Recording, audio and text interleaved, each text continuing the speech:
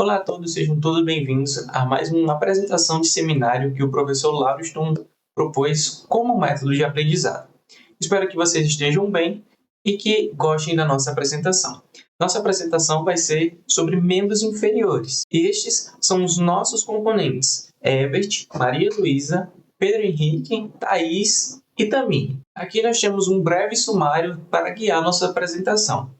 E já dando uma introdução sobre os nossos assuntos, que serão músculos do quadril, músculos da pelve, músculos da coxa, músculos da perna e músculos do pé. Então, nós vamos fazer aqui uma apresentação bem completa, levando em consideração a origem dos músculos, inserção.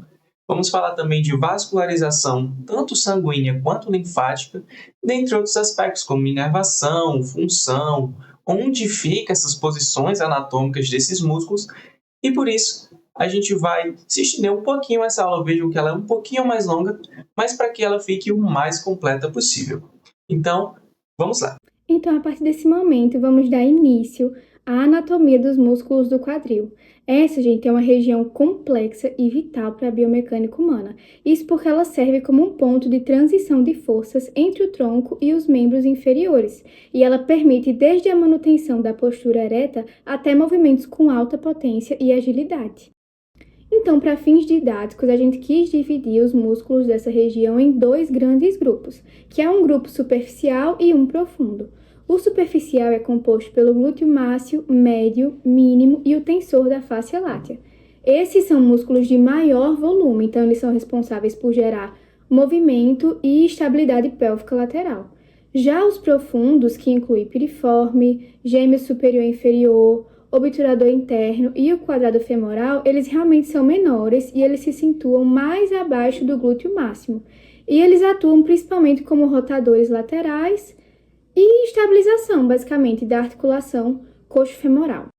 E vale ressaltar que a funcionalidade desses músculos está diretamente ligado com o tipo de fibra que compõe eles. Nos músculos superficiais, a gente encontra mais fibras do tipo 1, porque elas são essenciais para a sustentação e manutenção da postura por longos períodos. Já as fibras do tipo 2, elas permitem movimentos potentes e explosivos, então, como por exemplo, correr, subir escadas, coisas desse tipo.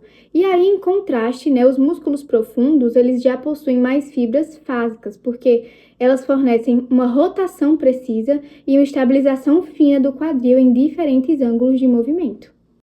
A dinâmica do glúteo durante as atividades envolve 3 tipos de contração. Na contração concêntrica, o músculo se encurta para gerar a extensão do quadril, como por exemplo ao saltar. Já na excêntrica, ele atua no controle da descida, freando o movimento contra a gravidade. E já a contração isométrica, ela é fundamental para a estabilização pélvica, porque ela garante que o quadril não caia, entre aspas, para o lado oposto durante uma caminhada ou enquanto a gente fica em um pé só, por exemplo. E agora vamos começar a se adentrar melhor, a falar um pouquinho de cada músculo. Vamos começar sobre os grupos superficiais. O primeiro que a gente vai falar é o glúteo máximo, que ele é o glúteo mais volumoso do corpo. Ele se origina no ilho, sacro e no cóccix, e ele se insere na tuberosidade glútea do fêmur e no trato iliotibial. A função dele primordial, basicamente, é a extensão e a rotação lateral do quadril. Ele é inervado pelo nervo glúteo inferior e ele recebe suprimento sanguíneo das artérias glúteas superior e inferior. Já o glúteo médio, ele se origina na face externa do ilho e se insere no trocânter maior do fêmur. Ele é o principal abdutor do quadril e ele também realiza uma rotação medial. A integridade dele é vital para a marcha, então ele é inervado pelo glúteo superior e vascularizado pela artéria, que inclusive tem o mesmo nome. O glúteo mínimo, ele é situado logo abaixo do médio. Ele compartilha, inclusive, funções semelhantes, então é abdução e rotação medial do quadril. Ele tem origem no ilho e a inserção dele é no trocânter maior. E assim como o glúteo médio, ele depende do nervo glúteo superior e da artéria glútea superior também, para que ele funcione perfeitamente. O tensor da fáscia lata, ele se origina na crista ilíaca e se insere no trato iliotibial. A gente consegue observar isso aqui na imagem. Além dele auxiliar na abdução, ele desempenha um papel muito importante na estabilização lateral, tanto do quadril quanto do joelho, justamente pelo local que ele se origina e que ele se insere. Ele é inervado pelo nervo glúteo superior e vascularizado pela artéria glútea superior. A partir desse momento, a gente vai começar a se adentrar nos músculos profundos. Então, vamos iniciar falando sobre o gênio superior. Ele se origina na espinha isquiática e se insere no tendão do obturador interno. Além de rotação lateral, ele também auxilia na estabilização da cabeça do fêmur, que está lá no acetábulo. A inervação dele provém do nervo para o gêmeo superior e obturador interno, respectivamente L5 e S2. Já o gêmeo inferior, por sua vez, ele se origina na tuberosidade isquiática e também se insere no tendão obturador interno. A função principal dele é uma rotação lateral do fêmur. Diferente do superior, ele é inervado pelo nervo para o músculo quadrado femoral, compreendendo as raízes que vai do L4 até o S1. Falando sobre o obturador interno, ele tem um nome bem sugestivo. Como a gente consegue ver na imagem, ele se origina no forame obturado e na membrana obturatória, e ele se insere no trocânter maior. Ele atua como um potente rotador lateral da coxa quando ela está estendida, quando ela se encontra estendida. Ele é inervado pelo nervo específico para o obturador interno e vascularizado pelas artérias pudenda interna e obturatória. Por último, o quadrado femoral, ele é um músculo plano e é retangular.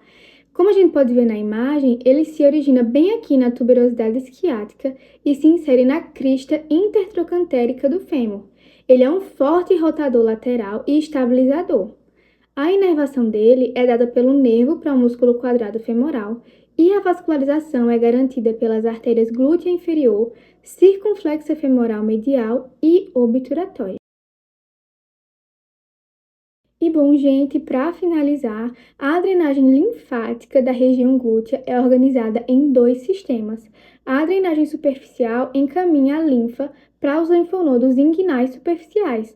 Já a drenagem profunda acompanha os vasos glúteos em direção aos linfonodos ilíacos internos. O destino final de toda essa linfa são os linfonodos comuns e posteriormente os lombares, e depois disso, obviamente, eles retornam, à circulação sistêmica, à nossa circulação sanguínea. Vamos dar início ao estudo dos músculos da pelve, iniciando pelos músculos da parede pélvica, que tem função de revestimento e de estabilização lateral. O primeiro desses músculos é o piriforme, que atua na rotação lateral e na abdução do fêmur. Temos ainda o músculo obturador interno, que recobre a face interna da membrana obturadora, cruza o forame isquiático menor e se insere no trocânter maior. Em se tratando dos músculos do diafragma pélvico, sabe-se que ele é responsável pelo sustento do assoalho pélvico. E aí temos alguns músculos principais que são encontrados nessa região, sendo eles o músculo levantador do ânus e o coccígeo. O músculo levantador do ânus, ele é responsável pela sustentação e se subdivide em músculo puboretal, que é o responsável por manter a continência fecal. Além dele, tem ainda o músculo pubococcígeo, que se estende do pubis ao cox, e o iliococcígeo, que se origina no arco tendíneo de forma lateral. Por fim, tem ainda o músculo coccígeo, que se localiza na parede posterior e completa o assoalho pélvico. Esses músculos em conjunto possuem algumas funcionalidades, dentre elas o suporte do peso das vísceras abdominais e pélvicas, além de controlar os esfíncteres da uretra e do ânus, dar suporte ao útero, bem como participar no mecanismo de parto. E, por fim, ajuda na pressão intraabdominal, por exemplo, quando acontece uma tosse ou um espirro. A pelve feminina e a masculina, elas não são iguais, tem algumas diferenças anatômicas, uma vez que a pelve feminina ela é estruturalmente adaptada para suportar o parto, sendo dessa forma mais larga, rasa e mais leve do que a masculina. Em se tratando da drenagem da pelve, ela é realizada pelos vasos linfáticos pélvicos e a linfa que é drenada dessa pelve, ela vai das vísceras para os linfonodos, primeiro interno e externo, depois para os comuns e lombares e finaliza no ducto torácico. Iniciando agora o tema da vascularização pélvica, tem-se que essa é realizada primordialmente pelos ramos da artéria ilíaca interna, artérias glúteas, obturatória e ilio-lombar, além ainda das artérias uterina, vesicais, vaginais e retais médias. Por fim, se tratando da inervação da pelve, essa é responsável pelo controle motor e sensitivo da pelve e é realizada pelo plexo sacral, formado pelos ramos ventrais. Além do nervo pudendo, que também faz parte dessa inervação, que esse é um dos principais nervos do períneo e do assoalho pélvico. Depois dessa ótima apresentação que as meninas fizeram sobre os músculos do quadril e os músculos da pelve, agora vamos seguir para os músculos da coxa. E bom, pessoal, como uma breve introdução aqui, nós vamos ver como esses músculos são divididos e onde eles ficam. Eles ficam localizados entre o quadril, que as meninas já falaram, ali entre o quadril e a pelve, e o joelho. Então, qualquer músculo que esteja nessa posição pós-quadril e acima do joelho, ele é considerado um músculo da coxa. E para que serve esses músculos das coxas, né? Eles servem para dar estabilidade, locomoção e dar força. Pensem que é a partir dos músculos da coxa que a gente consegue movimentar os músculos da perna e os músculos do pé. E também movimentar a articulação do joelho. Então, eles se tornam bem importantes nesse sentido de complementar os movimentos tanto da perna como do pé. E levando em consideração que somos animais bípedes, nós temos que ter e levar em consideração esses músculos, porque é eles que nos mantêm em pé e possibilitam que a gente caminhe normalmente. Então, além desses benefícios que a gente tem de ser bípedes, a gente vai conseguir fazer 4 movimentos, que seriam de flexão, extensão, adução e abdução da perna. Todos esses movimentos envolvem diferentes músculos e a gente vai ver cada um deles agora. E aqui algum breve resumo sobre tudo que a gente vai falar, algumas especificidades dos músculos. O reto femoral ele vai ser o único músculo da coxa que ele vai cruzar 2 articulações. Ele vai pegar a articulação do quadril e também a articulação do joelho. Então, a gente tem 5 músculos na parte anterior e apenas o reto femoral que vai cruzar do quadril até o joelho. Todos os outros vão ter origens diferentes, mas eles vão ter a mesma inserção, eles vão compartilhar o tendão da patela. Então, a partir disso, desses 4 músculos que a gente vai trabalhar bem, os 4 músculos do quadríceps, por isso chama 4, e posteriormente o sartório, a gente vê que o quadríceps ele é o músculo mais forte que nós temos na coxa. E os músculos da coxa, eles realizam 2 movimentos. Para a extensão, eles utilizam a articulação do joelho. E para a flexão, eles utilizam a articulação do quadril. Os demais músculos eles vão cruzar somente a articulação do joelho. E aqui nós temos uma imagem que representa os 5 músculos que a gente vai ver e também a lista deles. Nós temos o reto femoral, que é esse músculo mais centralizado, o vasto lateral, que é esse músculo mais exteriorizado do corpo, que estaria à sua esquerda, né? O vasto medial, que é esse músculo meio que com formato de gota, e o músculo sartório, que ele é esse que está atravessando. E o vasto intermédio a gente não consegue vê-lo porque ele está um pouco mais profundo abaixo, vamos dizer assim, ele está mais profundamente abaixo do reto femoral. E já focando nele aqui, agora com uma imagem bem destacada, bem direitinho, a gente vai ter que ele é um músculo fusiforme, que ele vai ser formado por 2 cabeças. Em alguns fisiculturistas, eu não trouxe uma foto aqui, mas se você ver em algumas fotos daqueles fisiculturistas, você consegue ver nitidamente esses músculos divididos bem direitinho.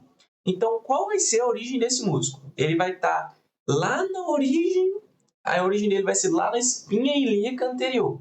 As meninas já mostraram, se vocês conseguiram visualizar bem as imagens, você vai ver que ela vai ser um pouco abaixo. A gente temos 2 espinhas ilíacas, uma antero superior e uma antero inferior. A superior a gente consegue tocar. Se você tocar em si mesmo, você vai conseguir tocar nessa crista ilíaca. E o reto femoral ele fica na parte inferior dessa crista. E também no sulco supraacetabular, que é um pouco acima ali do acetábulo. A sua inserção, como a gente falou, ele vai ser na tuberosidade da tíbia. Você também consegue sentir essa tuberosidade. Basta que você pegue no seu joelho, aí na sua patela, e um pouquinho mais abaixo você vai ter a tíbia. Uma partezinha bem proeminente, bem pontuda, vamos dizer assim, abaixo da sua patela, como a gente consegue ver aqui na imagem. Então, ele vai estar tanto inserido nessa parte da tuberosidade da tíbia, através do ligamento patelar. Depois que passa da patela, né, a gente chama de ligamento patelar. E também na patela. E a sua função vai ser basicamente a flexão de quadril e a extensão de joelho, como a gente já falou anteriormente. Aqui a gente vai ter a vascularização, a inervação e a drenagem deste conjunto de músculos.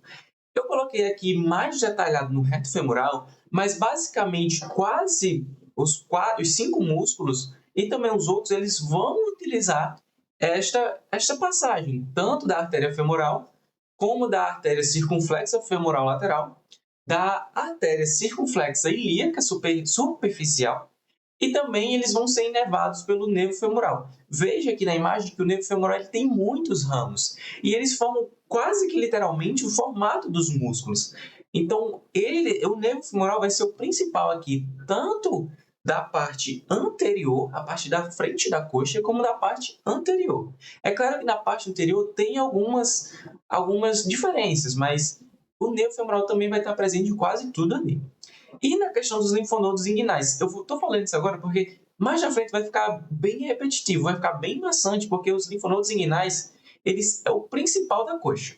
Então, se eu não falar, ou se eu deixar para lá, ou apenas falar assim rapidamente, é porque toda a drenagem linfática da perna, desse conjunto, acima do joelho e abaixo da pelve, vai ser feito através dos linfonodos inguinais. É claro que tem algumas ramificações menores, mas o principal é o linfonodo inguinal. E agora vamos para o vasto lateral. Ele vai ser um músculo que ele vai estar mais exteriorizado atrás da face lata, né? Ele vai estar mais anteriorizado nessa região externa da coxa, né? Na parte mais de fora do coxa. Porque se a gente lembrar, a gente é dividido em medial e lateral. Então, ele vai estar mais lateralizado do corpo. Claro que na coxa. Então, sua origem ele vai ser no trocante maior. Veja que mudou agora. Não vai ser mais ali na questão do quadril. Lembrando que só o reto femoral é no quadril. Então, ele vai ser ali no trocante maior do fêmur. É importante a gente ter uma ideia do fêmur para que a gente saiba mais ou menos onde é esse canto. Se você lembrar do fêmur, você vai lembrar que ele tem vários acidentes, várias fissuras, várias arranhaduras no fêmur, que é justamente onde esses músculos eles vão se inserir ou originar. Neste caso aqui, no trocante maior, na parte da cabeça do fêmur ali, naquela região, e no lábio lateral da linha áspera do fêmur. A sua inserção, como todos os outros e os próximos, serão na tuberosidade da tíbia e na base patelar. A sua função aqui é exclusivamente de extensão do joelho. Como eu falei já, a inervação vai ser no nervo femoral e a vascularização são as mesmas da outra vez. Então, acaba que vai ficar um pouco repetitivo, porque todos esses músculos são inervados e são vascularizados por mais ou menos as mesmas artérias e os mesmos nervos. Bom, pessoal, agora a gente vai falar um pouquinho sobre o músculo sartório. Ele não faz parte mais do quadríceps. Ele ainda faz parte da musculatura anterior da coxa, mas ele não faz mais parte do grupo quadríceps, porque a gente já fez os 4. 3 baixos, medial, intermédio, lateral e reto femoral. Aqui são os 4 e agora nós temos o 5º músculo da anteriorização da coxa, que é o músculo sartório. Ele vai ser o músculo mais longo do corpo humano, mais longo em comprimento. Ele vai estar aqui justamente na espinha ilíaca anterosuperior, aqui a gente consegue tocar, né? Como eu já falei para vocês, ele vai estar lá embaixo, lá na extremidade proximal da tíbia, abaixo do côndilo medial. Então, ele vai estar bem aqui na parte interna, né, de coxa, que a gente chama, na parte medial, lá embaixo, depois da patela, na tíbia já, até aqui em cima na espinha ilíaca anterosuperior. Então, a sua função, já que ele não faz mais parte do quadríceps, né, ele vai ter outras funções. Então, ele vai fazer abdução, vai fazer rotação lateral, vai fazer a flexão da coxa, né? Como os músculos da parte anterior. E também ele vai ter ali na questão da articulação do joelho, vai ajudar. Sua inervação também é nervo femoral e a vascularização é quase que 100% só da artéria femoral. E drenagem, como eu já falei, se eu não falei os outros, lembrem que são todos linfonodos inguinais. Agora, pessoal, nós vamos para os músculos posteriores de coxa. Então, aqui a gente vai fazer uma introdução de novo, igual a gente fez em anterior, e depois a gente continua mostrando cada um deles. Eles vão se inserir nas partes proximais da tíbia e da fíbula. Então, basicamente, todos os músculos vão ter alguma coisinha ali na tíbia e na fíbula. Eles vão ser extensores do quadril, não mais principalmente no joelho, né? Mas sim, o foco dele vai ser no quadril. Então, todos vão cruzar as articulações do quadril e joelho. Eles são inervados pela divisão tibial e fibular comum do nervo ciático. Então, se você fosse resumir, tirando essas especificidades, nervo ciático é basicamente o que vai inervar completamente os posteriores de coxa. Então, no quadril ele vai fazer flexão e no joelho ele vai ter uma leve ali importância para fazer extensão, tudo bem? Então, os músculos inferiores eles são 3. O bíceps femoral, que ele tem 2 cabeças, por isso o bíceps igual ao nosso bíceps do braço, né? O bíceps braquial. A gente vai ter o semitendíneo e o semimembranáceo. O músculo do bíceps femoral, esse que está aqui bem desenhadozinho, bem destacadozinho para vocês, ele vai ter 2 cabeças, uma cabeça longa e uma cabeça curta. A cabeça longa, ela vai ter, ó, eu vou mostrar aqui a cabeça longa e vou mostrar a cabeça curta. É quase nada de diferença, pessoal, porque eles são uns músculos bem juntinhos, assim. É bem mais difícil de você conseguir diferenciar uma a outra, né? Mas vamos aqui para a cabeça longa primeiro. A sua origem vai ser na tuberosidade isquiática, como eu já falei, e também no ligamento sacrotuberal. A sua inserção vai ser na cabeça da fíbula lá embaixo. Se vocês conseguirem ver aqui, ó, bem aqui na fíbula, bem embaixo, a inserção dele é na cabeça da fíbula. A sua função aí já é bem mais completa, né? Vai ser abdução, rotação lateral, flexão da coxa e na articulação do joelho. A sua inervação, como eu falei, vai ser um nervo ciático, mas vai ter aquelas divisões, né? E a vascularização, de novo, que eu falei lá no quadríceps, artéria femoral. E a drenagem, aqui vai ser diferente. Aqui não vai ser mais os linfonodos inguinais, vão ser os linfonodos poplíteos. Agora, na cabeça curta, ele vai ter sua origem na linha áspera do fêmur e na linha supracondilateral. A inserção vai ser também na cabeça da fíbula, porque eles têm a mesma inserção, só muda um pouquinho a origem. Então, eles vão ter isso em relação às cabeças, né, pessoal? O mesmo músculo, mas a cabeça é diferente. A mesma função, a mesma inervação, a mesma vascularização e a mesma drenagem, tá? Então, a única coisa que vai mudar ali vai ser sua origem. De resto, tudo igual. Agora vamos para os músculos semitendíneo e semimembranoso. Vejam aqui na imagem que eles estão bem diferentes. Ó. Este um pouquinho mais vermelho, ele vai ser o músculo bíceps femoral, que a gente acabou de falar. O azulzinho, o semitendíneo.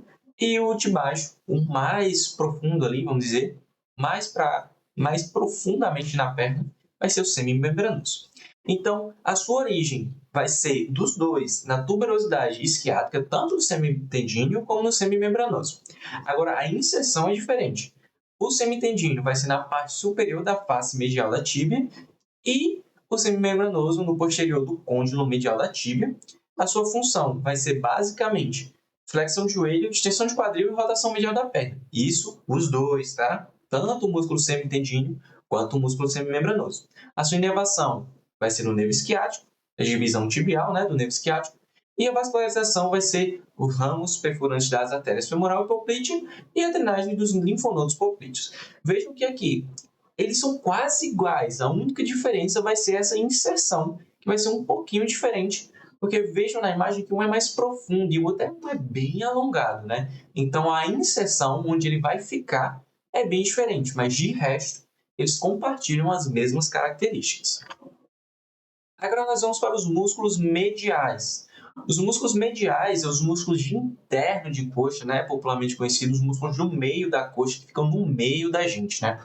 Então a gente vai ter 3 adutores, que seria o adutor longo, o adutor curto e o adutor magno. Também a gente vamos ter o músculo grácil e o músculo pectíneo. O músculo adutor longo, ele vai ser o músculo mais anterior dos grupos dos adutores. Então, ele vai ser o músculo que vai estar mais à frente, né? Talvez a gente consiga até tocar, mas talvez seja difícil diferenciar, né? Mas ele vai ficar a parte mais superficial, né, da coxa. A origem dele vai ser no corpo do pubis e a inserção vai ser no terço médio da linha áspera do fêmur. Essa imagem é bem boa para a gente ver direitinho e relacionar, né, com a anatomia. A sua função vai ser de flexão de joelho, ele vai ajudar, né, nisso, extensão de quadril e rotação medial da perna. A inervação dele vai ser na divisão anterior do nervo obturatório. Veja que aqui já muda também. Nós tínhamos o nervo femoral, nervo isquiático, né? E agora o nervo obturatório, que vem lá dos músculos que as meninas já explicaram. E a nossa vascularização vai ser artéria femoral de novo, profunda e alguns ramos das circunflexas. A drenagem dele vai ser nos linfonodos inguinais e ele vai ter a função de adução. Veja que agora é a primeira vez que a adução aparece, porque justamente o nome deles são adutores, então a especialização deles é no movimento de abrir as pernas, de a gente afastar os nossos joelhos, né? Deixar eles mais longe. Adução, flexão e extensão da coxa. Agora a gente vai para o músculo adutor curto. Como o nome já fala, ele é o menor dos adutores do quadril. A sua origem vai ser no corpo e no ramo inferior do pubis. A sua posição ele vai estar um pouco à frente, né, anterior ao adutor magno, e ele vai estar posterior ao adutor longo. Eu quero que vocês reparem bem na imagem, que essa imagem ela é quase que um 3D. Então veja que o adutor longo ele vai estar bem mais anteriorizado, como eu falei, e o adutor curto vai estar um pouquinho acima e o adutor magno vai estar por trás. Ele vai estar mais posterior. Apesar de ele ser bem maior, ele vai estar posterior aí a esses dois adutores. Então, nossa posição, como eu já falei, inserção vai estar na metade superior da linha áspera do fêmur. Veja que ele vai estar aqui bem nessa região. Quero que vocês olhem para a imagem e vocês vão ver bem aqui no início do nome, vai estar bem meio ali, quase no meio do fêmur, né? Inervação, nervo obturatório, vascularização, artéria femoral profunda, a drenagem, linfonodos inguinais, né? Que já mudou em relação aos outros, função, adução e flexão da coxa. Agora vamos para o adutor magno, né? Ele vai ser o maior dos adutores do quadril. Então, a sua origem, ele é tão grande que ele é dividido em duas partes, né? Então, ele vai ser o maior dos adutores e ele vai ter a sua origem no ramo isquiático até a superfície inferior lateral da tuberosidade isquiática. Então, ele é bem grande, bem vasto, né? E a sua posição, ele vai estar anteriormente ao adutor magno e posteriormente ao adutor longo, né? Ele tem duas partes, então ele está anterior à outra, né? Então, sua inserção na parte adutora, vai estar ali na tuberosidade glútea e na linha áspera e linha supracondilar medial. A sua inserção, ela já vai estar tanto na parte isquiática, né? Tem essas duas partes, vai estar no tubérculo adutor do fêmur. E a sua inervação, na sua parte adutora, vai estar na divisão posterior do nervo obturatório e a inervação na parte isquiotibial, no componente tibial do ciático. Veja que ele tem duas inervações em suas porções diferentes, né? Em uma ele vai ser no nervo obturatório e em outro vai ser no nervo tibial ciático, né? E agora a sua irrigação, ela vai ser nos ramos das artérias femoral. Veja que a artéria femoral irriga quase tudo, pessoal, da coxa. Ela é uma das artérias mais importantes. Se pegar, tchau. Irrigação das artérias femoral, femoral profunda e obturatória. As suas funções vão ser bem maiores, né? Na adução da coxa, na parte adutora, né? Auxilia na flexão. E na parte isquiotibial, é na extensão da coxa. E a sua drenagem são nos linfonodos inguinais. Agora, no músculo pequenininho. Ele vai ser um músculo pequeno em formato quadrangular, né? Com a forma de um quadrado meio retangular na região supramedial da coxa. Bem pertinho ali, né? De onde as meninas falaram. A origem dele vai ser no pubis. A sua inserção vai ser na linha entre o trocante menor e a parte superior da linha áspera do fêmur. Sua função, flexão e adução do quadril vai estar ali ajudando, né? Inervação, nervo femoral na parte anterior e nervo obturatório na sua parte posterior. Sua vascularização vai ser a artéria circunflexa femoral medial e alguns ramos da artéria femoral e obturatória, já que ele tem essa inervação do nervo femoral e do nervo obturatório, ele também tem que ter essa vascularização vinda da artéria femoral e da artéria obturatória. Drenagem, linfonodos inguinais. Esqueci um N ali. Pessoal, uma parte importante do músculo grácil é que ele vai ser o único desse grupo dos músculos mediais, né, que ele vai cruzar do quadril até o joelho. Lembra que quando eu estava falando dos quadríceps, né, dos músculos anteriores da coxa, eu citei que o reto femoral ele é justamente o único deste grupo que vai cruzar também do quadril ao joelho. Então, dos músculos mediais, o músculo grácil vai ser o único que vai cruzar também do quadril ao joelho. A sua origem vai ser no corpo do pubis e no ramo isquiopúbico. A sua inserção vai ser na superfície medial da tíbia proximal, ou seja, vai ser bem mais lá embaixo. A função, ele vai ser um adutor fraco no quadril, mas ele vai ser um forte flexor e rotador medial da perna no joelho. Então, ele é basicamente o músculo responsável por fazer essa flexibilidade, né, da perna no joelho. Sua inervação, nervo obturatório, vascularização, artéria femoral de novo, lembrando, a artéria femoral irriga quase tudo. Artéria femoral profunda e circunflexa femoral medial. De novo, linfonodos inguinais, esqueci outro N. Agora vamos falar um pouco sobre os músculos da perna e do joelho. A perna é a porção que fica entre o joelho e o tornozelo, e seus músculos são divididos em anteriores, laterais e posteriores.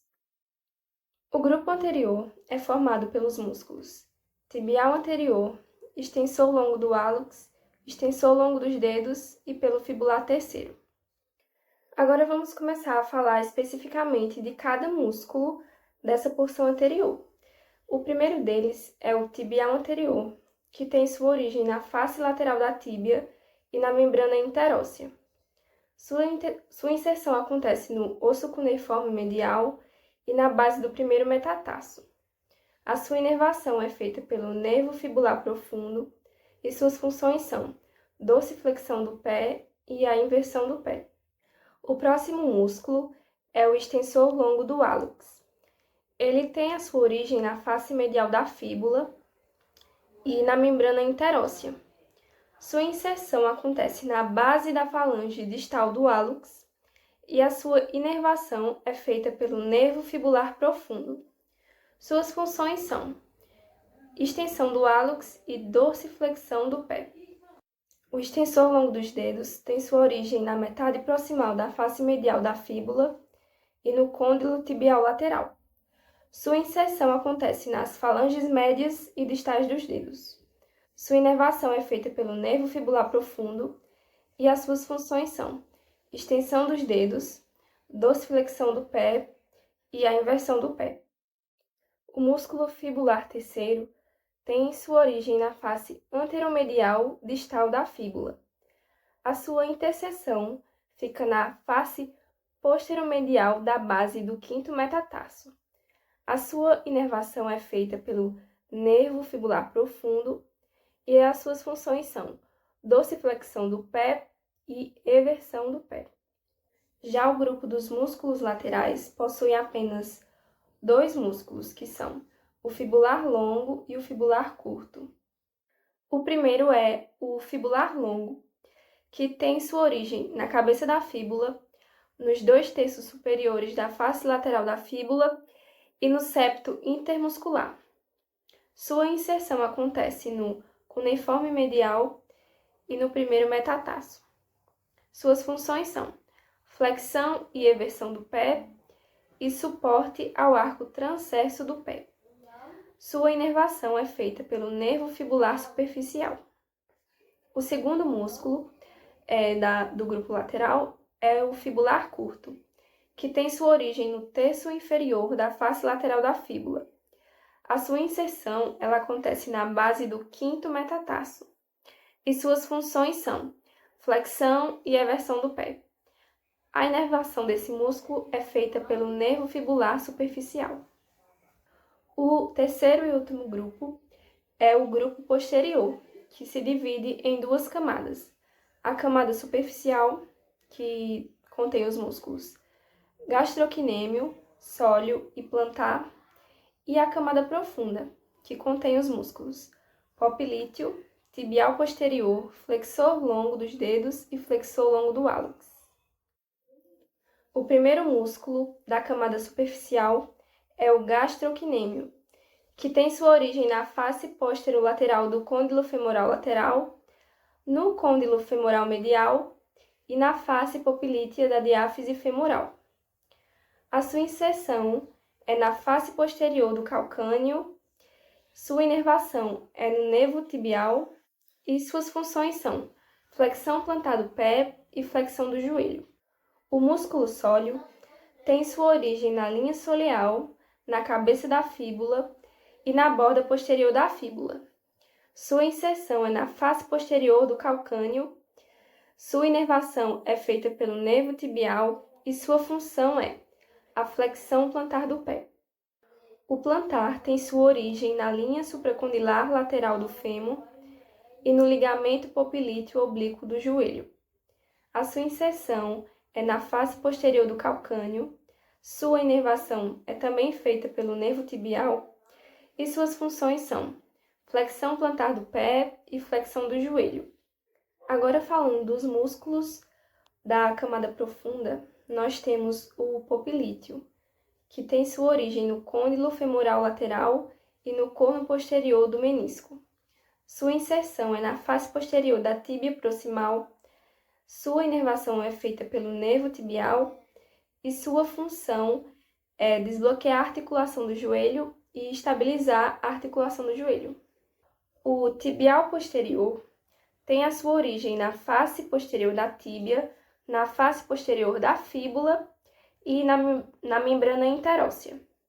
Sua inserção fica na tuberosidade do osso navicular e em todos os ossos cuneiformes, e também nas bases dos metacarpos. A sua inervação é feita pelo nervo tibial e as suas funções são flexão plantar do pé e inversão do pé. O flexor longo dos dedos tem sua origem na face posterior da tíbia e sua inserção na base da falange distais dos dedos. Sua inervação também é feita pelo nervo tibial e suas funções são flexão do hálux, flexão e também a inversão do pé. E o último músculo da camada profunda é o flexor longo do hálux, que tem a sua origem na face posterior da fíbula e também na membrana interóssea. Sua inserção é na base da falange distal do hálux, sua inervação é feita pelo nervo tibial e suas funções são flexão do hálux, flexão e inversão do pé. Agora nós vamos falar dos músculos do joelho. A articulação do joelho ela é movida por vários músculos e a maioria deles fica na parte anterior da coxa. Esses músculos são o sartório e os 4 músculos do quadríceps femoral, que são o reto femoral, vastus medial, o intermédio e o lateral. Já os músculos antagonistas das articulações dos joelhos são chamados de músculos jarrete. Eles ficam na parte posterior da coxa e esses músculos são o bíceps femoral, o semitendíneo e o semimembranáceo. Para finalizar os músculos da perna, nós vamos falar da drenagem linfática, que se divide em superficial e profunda. A drenagem superficial acompanha a veia safena magna, que vai para os linfonodos inguinais superficiais.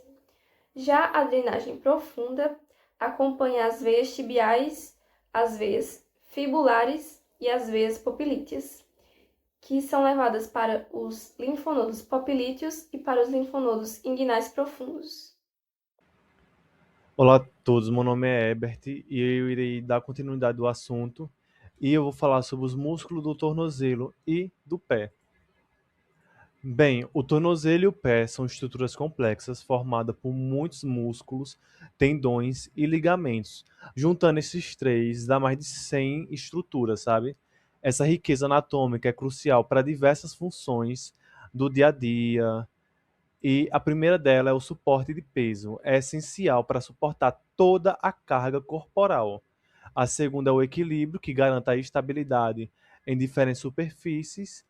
A terceira é a locomoção, permite a movimentação e a propulsão. Nós sabemos que o pé é a parte principal para nós se locomover, então vou nem adentrar muito adentro desse assunto. E a quarta é a absorção do impacto, que protege as estruturas ósseas e as articulações. Bem, elas se dividem em músculos extrinsecos, ou seja, têm origem na perna, e intrinsecos, têm origem localizados no pé. Bem, na primeira parte do assunto eu irei falar sobre os músculos extrínsecos do tornozelo e do pé, sendo eles o tibial anterior, o tibial posterior, o perôneus, o flexor do dedo, sendo o flexor longo dos dedos, o flexor longo da hálux, que é basicamente o dedão, e os extensores do dedo. Bem, é, o- é importante salientar que esses músculos se originam na perna e possuem tendões que se inserem no pé, controlam movimentos amplos. É, ele começa falando sobre o músculo tibial anterior. O músculo tibial anterior, ele é localizado no compartimento anterior da perna e é um dos principais músculos envolvidos na movimentação do tornozelo e do pé. Ele se origina no côndilo lateral e na face lateral da tíbia, além da membrana interóssea adjacente. Suas fibras seguem inferiormente e se inserem na face medial do cuneiforme medial e na base do primeiro metatarso. Quanto às suas ações, o tibial anterior é responsável principalmente pela dorsiflexão do tornozelo, elevando o pé durante a marcha e pela inversão do pé, contribuindo para a estabilidade do arco medial. Sua inervação é feita pelo nervo fibular profundo, ramo do nervo fibular comum, com raízes de L4 a L5. A vascularização ocorre principalmente por meio da artéria tibial anterior, que acompanha o músculo ao longo do compartimento anterior da perna. Quando se diz respeito ao músculo tibial posterior, perdão, ele é um músculo, ele é um músculo que se situa profundamente no compartimento posterior da perna, sendo fundamental para a sustentação do pé. Ele se origina na face posterior da tíbia, na face posterior da fíbula e também na membrana interóssea. Seus tendões passam posteriormente ao maléolo medial e se inserem principalmente no osso navicular, com expansões para o osso cuneiformes, cuboide e base do metatarso segundo e quarto. Em relação às suas ações, o tibial posterior atua na flexão plantar do tornozelo e na inversão do pé, além de exercer papel essencial na manutenção do arco longitudinal medial do pé. A inervação é realizada pelo nervo tibial, ramo nervo isquiático, com raiz de L4 a L5. A vascularização é fornecida predominantemente pela artéria tibial posterior. Bem, os músculos perôneos também são chamados de músculos fibulares. Eles são localizados no compartimento lateral da perna e são representados principalmente pelo perônio longo e pelo perônio curto. Os músculos perônio longo têm origem na cabeça lateral da fíbula. Seu tendão passa posteriormente ao maléolo lateral e cruza a planta do pé e se insere na base do primeiro metatarso e no osso cuneiforme medial. Já o músculo perôneo curto se origina na face lateral da fíbula e se insere na base do quinto metatarso.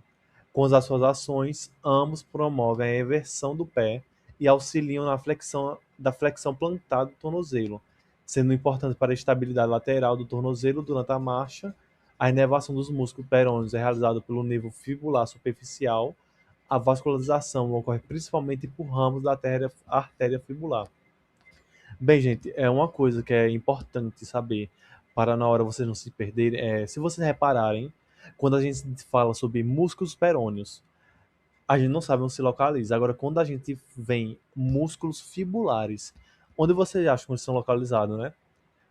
Na fíbula. Então, é importante ter essa noção para poder, pelo menos, ajudar durante a identificação dos locais que eles se originam. Bem, os principais músculos flexores que nós temos no dedo é o flexor longo do dedo e o flexor longo da hallux. Ambos são localizados no compartimento posterior profundo da perna. O, perdão, é, o flexor longo dos dedos se origina na face posterior da tíbia e se insere na base das falanges distais do dedos 2 ao 5. O flexor longo da hallux se origina na face posterior da fíbula e na membrana interóssea, inserindo-se na base da falange distal do hallux. As ações desses dois músculos incluem a flexão dos dedos, a flexão do plantar do tornozelo e o auxílio da manutenção do arco longitudinal medial do pé, sendo fundamentais para o impulso final da marcha. A inervação desses músculos é feita pelo nervo tibial e a sua vascularização é garantida principalmente pela artéria posterior e pela artéria fibular. Bem, agora quando se diz respeito aos músculos extensores dos dedos, ele compreende o extensor longo dos dedos e o extensor longo da hallux, localizado no compartimento anterior da perna. O extensor longo dos dedos se origina no côndilo lateral da tíbia, na face anterior da fíbula e na membrana interóssea, inserindo-se na falange mediais e distais do dedo 2 ao 5. O extensor longo da hallux se origina na face anterior da fíbula e na membrana interóssea com inserção, na base da falange distal do hallux. Esses músculos são responsáveis pela extensão dos dedos, pela dorsiflexão do tornozelo e auxiliam no controle do pé durante a fase de balanço da marcha. A inervação é realizada pelo nervo fibular profundo, enquanto a vascularização ocorre principalmente por ramos da artéria tibial anterior. Bem, agora eu vou falar sobre os músculos intrínsecos, ou seja, aqueles músculos que têm origem no pé. E vou começar falando sobre os músculos dorsais, que é subdividido em extensor curto dos dedos e o extensor curto do hallux. Bem, o extensor curto dos dedos é o músculo dorsal do pé, curto e achatado, situado profundamente aos tendões do extensor longo dos dedos. Ele se origina na face superlateral do calcâneo e no ligamento talocalcâneo interósseo e no retículo extensor inferior. Suas fibras seguem anteriormente e se inserem nos tendões extensor longo dos dedos, contribuindo para a extensão dos dedos 2 e 4. Quanto às suas ações, o extensor curto dos dedos auxilia na extensão da articulação metatarsofalángicas e interfalângicas dos dedos 2 e 4, reforçando a ação dos músculos extensores extrínsecos durante a marcha. A sua inervação é realizada pelo nervo fibular profundo, raízes L5 e S1, e a sua vascularização ocorre principalmente por ramos da artéria dorsal do pé, continuação da artéria tibial anterior. Agora, quando se diz respeito do extensor curto do hallux, o extensor curto do hallux é localizado medialmente ao extensor curto dos dedos e muitas vezes é considerado parte do mesmo conjunto. Ele se origina na face dorsal do calcâneo, assim como o extensor curto dos dedos, e se insere na face, e se insere na base da falange proximal do hallux. Sua principal ação é a extensão da articulação metatarsofalángicas do hallux, auxiliando nos movimentos dos dedos grandes durante a fase de apoio e propulsão da marcha. A sua inervação também é feita pelo nervo fibular profundo, sendo elas a raiz L5 e S1, e a sua vascularização é garantida por ramos da artéria dorsal do pé. Bem, agora a gente vai falar sobre os músculos plantares, mas antes disso a gente tem que falar sobre os arcos plantar, que é o que distribui o peso corporal.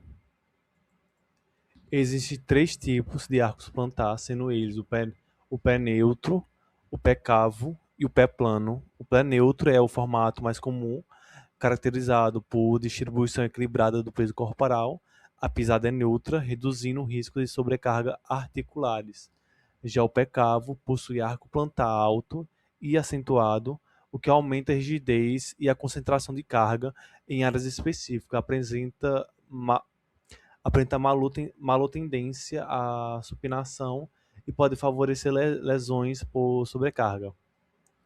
Já o pé plano apresenta um arco plantar rebaixado, com quase toda a planta do pé em contato com o solo, tem a maior tendência à pronação, o que pode comprometer a mecânica da marcha. Bem, se vocês repararem na imagem, tem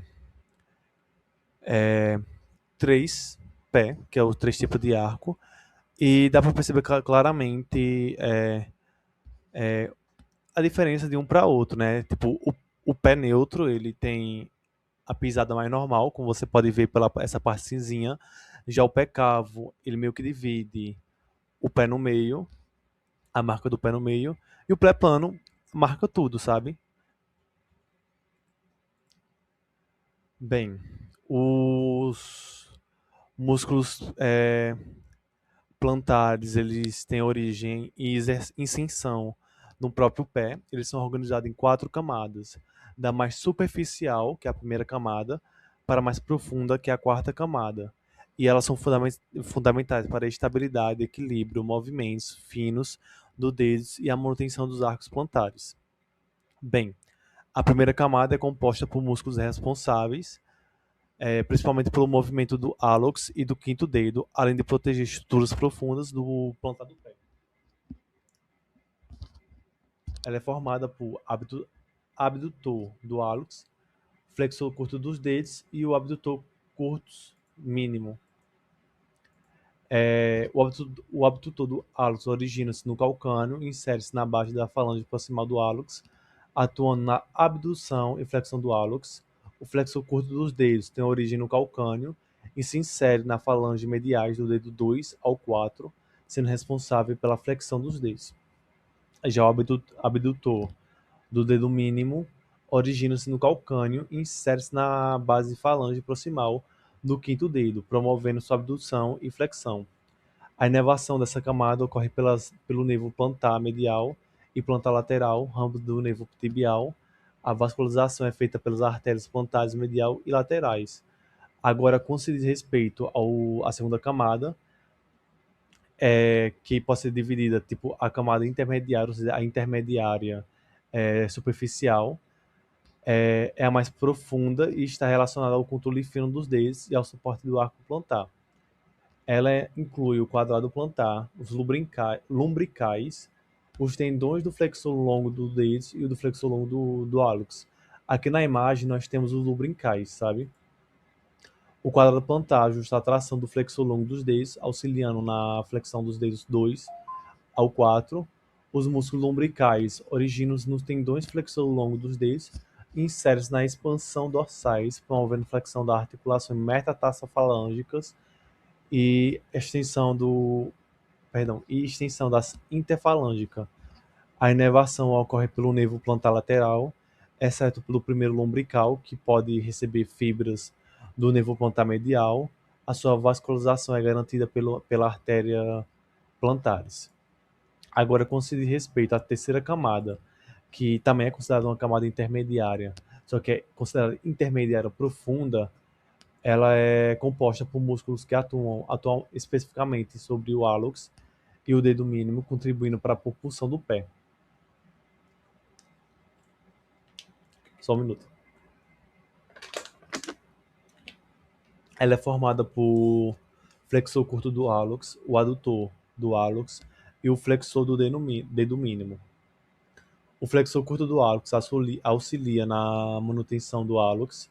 O adutor do hálux possui 2 cabeças, oblíqua e transversa, e é responsável pela adução do hálux e pela estabilização do arco transversal. Já o flexor curto do dedo mínimo atua na flexão do quinto dedo. A inervação é realizada principalmente pelo nervo plantar lateral, enquanto a vascularização ocorre pelo ramo da artéria plantares. Já a quarta camada, ou seja, a mais profunda, é diretamente relacionada à estabilidade óssea e ao controle dos movimentos dos dedos. Ela inclui interósseas plantares, interósseas dorsais, tendões do fíbula longo e do tibial posterior. Os interósseos plantares realizam a adução do dedo em relação ao segundo dedo e os interósseos dorsais promovem a abdução dos dedos. Ambos também auxiliam na flexão da articulação metatarsofalángicas e na extensão do interfalângicas, além de manterem o arco do pé. A inervação é feita pelo nervo lateral e a vascularização ocorre pelo arco plantares profundo e superficial. Ou seja, em resumo, os músculos plantares servem para a manutenção do arco plantar longitudinal e transverso e também para a estabilidade durante a marcha. Serve também para flexão, extensão, abdução e adução dos dedos, controle fino dos movimentos do pé. Então, qual a importância de termos que trabalhar estes músculos, de aprender sobre esses músculos?